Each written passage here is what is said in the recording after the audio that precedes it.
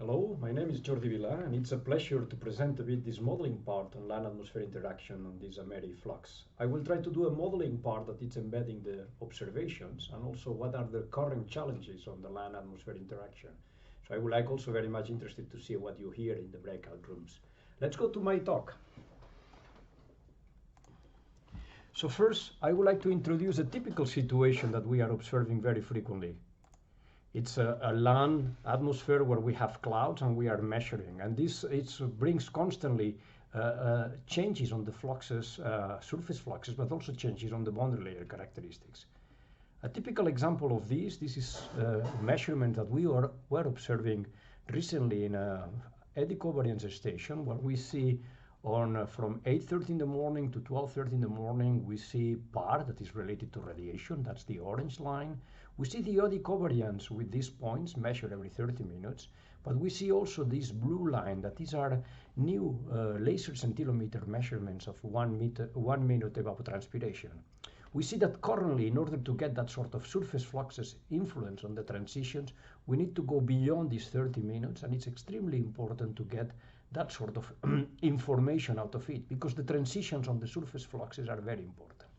If I can summarize a bit the main challenges inspired on this figure, we see that we need to take into account radiation with clouds and also aerosols influence. This will influence, especially in vegetated areas, the plant assimilation that together with the soil is also conditioning the carbon dioxide budget. But this is a first partition between how much the plant is taking on the carbon and how much does it need to keep on with the normal rates of evapotranspiration. This brings me to point 3, where sensible heat flux and latent heat flux are important components. As you know, sensible and latent heat flux, and especially sensible, are driving the turbulent transport, who is feedbacking are the roots of the clouds that will produce afterwards perturbations on radiation. Important components on the clouds, and I think is the chemistry that can trigger the aerosol gas partitioning, and also the formation of aerosols very much limited. So I would like to see that that typical example that can be reduced to evapotranspiration and boundary layer clouds are a holistic and a system that is acting as a continuum. How is the main challenge, apart from these multi-processes, is that we have a system that is composed with a large amount of scales. And here I would like to get some presentation of the typical scales that I will talk a bit during my talk, and it's fundamental to make some sort of organization of the modeling. We have the leaf plan with very small vertical scales and very small X, but we can go to the field, landscape, regional, and global. And we are very much integrated to integrate these scales because the processes are acting. So here we need a comprehensive methodology that integrates observation and modeling. So in observations, we will need to have chambers, eddy covariances, centilometers, and lysimeters to measure soil moisture and the soil characteristics. But we will need also in landscape, ground-based remote sensing, and also towers, tall towers. And at larger scales, we need radio zones, aircraft, satellites, and other instruments that covers a much large area. From the modeling, we need also to have different strategies because we cannot model all the scales. In this talk, I will mainly concentrate it in the large dissimulation. That is a technique that is trying to represent the explicit part of the most energetic turbulent eddies and the clouds. And that favors very much the modeling studies that try to interpret better the observations, but also try to get better understanding of the land-atmosphere interaction. So here I will concentrate in our two models, DALES and micro-HH, and I will put some examples on how we are now developing a strategy to get better modeling at the smaller scales without leaving out the importance of the large mesoscale or synoptic scales. So large dissimulation, in a very nutshell, is an explicit solving of the coupling of the atmosphere-land processes interactions and includes boundary layer clouds, chemistry, and aerosols coupled to the plant physiology. I will give some very few examples. So it's large dissimulation technique. We go to the meter resolution and to the second resolution. And the main thing that we are doing in our group is to integrate the surface energy balance, including a dynamic vegetation. I will put an example in the coming slides, and a soil model to diffuse the heat and moisture. And as I mentioned, we have a plant physiology that is reacting to perturbations of radiation and turbulence. In that case, for instance, perturbation of the water vapor deficit. Just to give you an example, this is a typical simulation that we can run, and you see here 9 o'clock in the morning how the thermals are moving. This is a specific moisture, large amount of a specific moisture, and you see that around 10 o'clock some clouds start to form. And also the importance of clouds in moving the moisture towards higher levels. Remember that clouds are drying the boundary layer, so that's something that is important not only for the weather but also for chemistry and for also aerosols, and at the same time are also making that the boundary layer becomes shallower. So this is what we are getting on the large eddy simulation, and that sort of understanding is fundamental. Just to move on, what we are doing now is to couple to that sort of large eddy simulation a mechanistic model and the need of observations to validate this mechanistic model.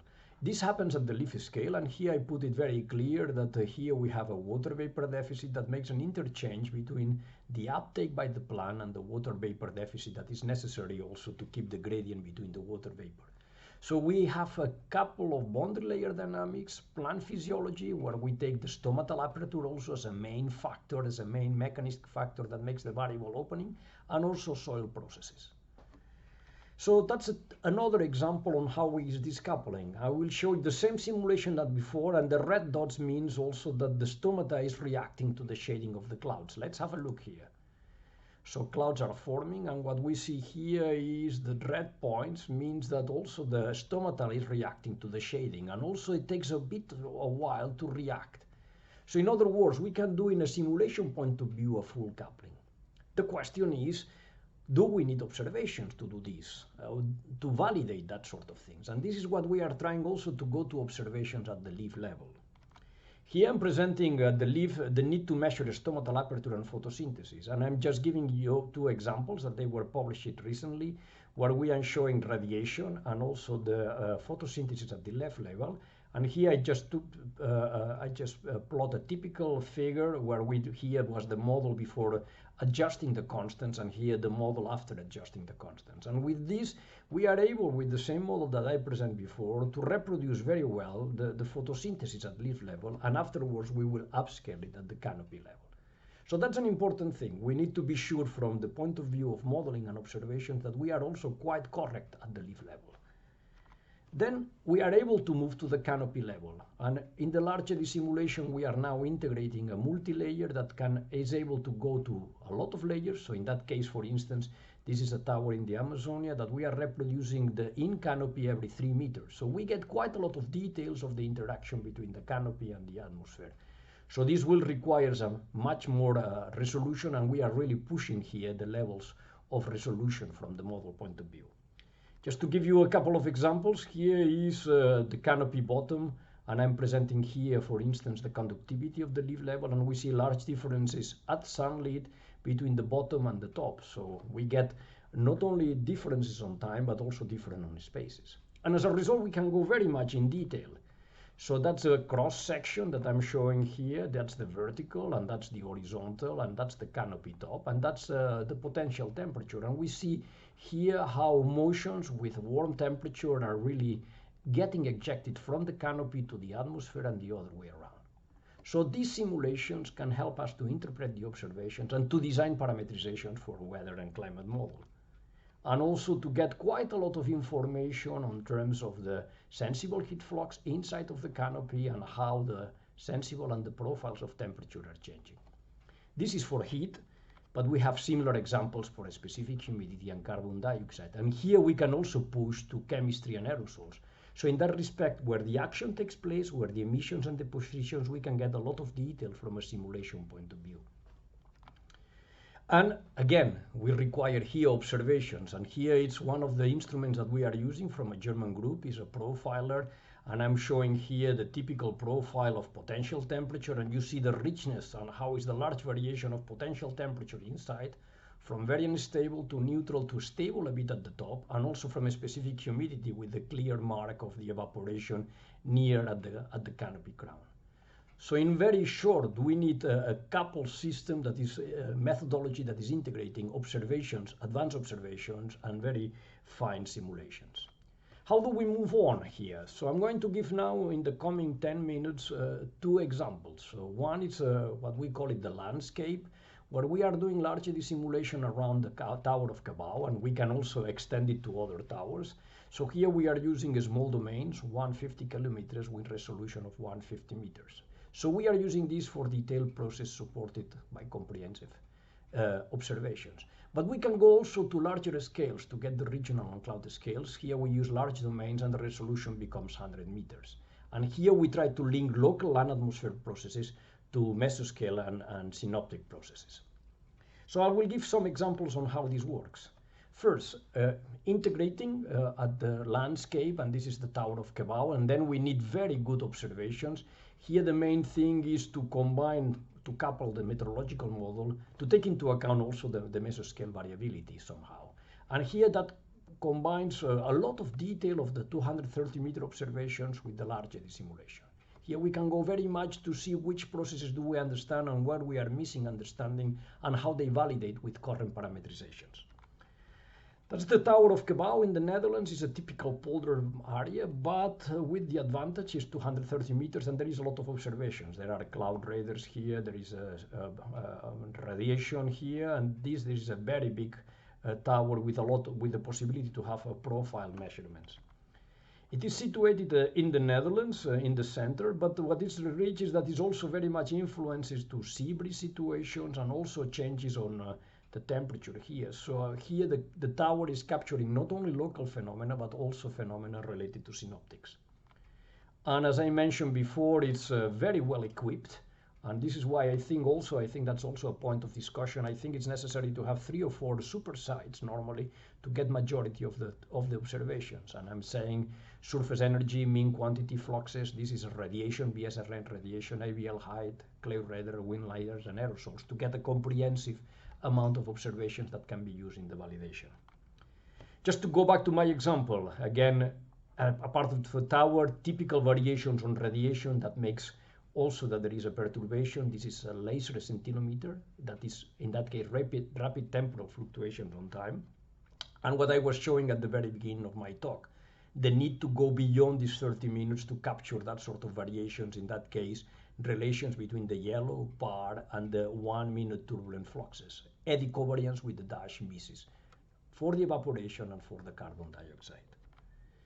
We are also thinking that these temporal changes are also in space. So we are now performing, Wouter Moll, a PhD from our group, has performed now measurements of radiation on space. And you see also the shifting on this. So, I mean, this is it's with a frequency almost of 10 hertz. And we see also that the cloud is passing here, and then there is a drop first on the cloud passing, and then the drop is afterwards. So we are really having an array of different radiation, more than 20, and we can see also that the fluctuations are not only on time, on space, very much due to that sort of passage, in that case, of shallow cumulus. So again, is that we need an observational strategy that help us also to improve in our modeling. And this pays off in a way, and I think in that case I'm presenting the 4 components of the radiation and also the validation with observations, and we see the large fluctuations that depends sometimes on weather characteristics. So this is very rich because we are allowing a comparison 1-to-1 from all the simulations that we are doing versus the observations. And if we move beyond, this can also be from the radiation budget, we can go to the 3 components of the surface energy budget, and we see also the variations. So we can do long-term comparisons of observations and modeling integrated together. So if I move to the explicitness of the larger dissimulation and larger domains, here we would like also to use that we have now quite a large amount of new data sets on terms of vegetation, soils, and changes. So here this is used, and I think it will be used in the future to forecast also the interaction between mesoscale and synoptic scales at local phenomena. And again, is the continuous integration that allows us to a continuous check on how the model is performing and correcting that could really benefit the design of new parametrizations. Just to give you an example, we are using vegetation categories at the meter scale. Again, this is the Netherlands with 4 maps of low vegetation, high vegetation, water, and urban with a subgrid fraction.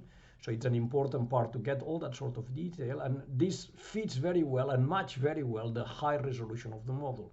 So here we are advocating that land surface properties should be very much in a one-to-one relation also with the modeling resolution.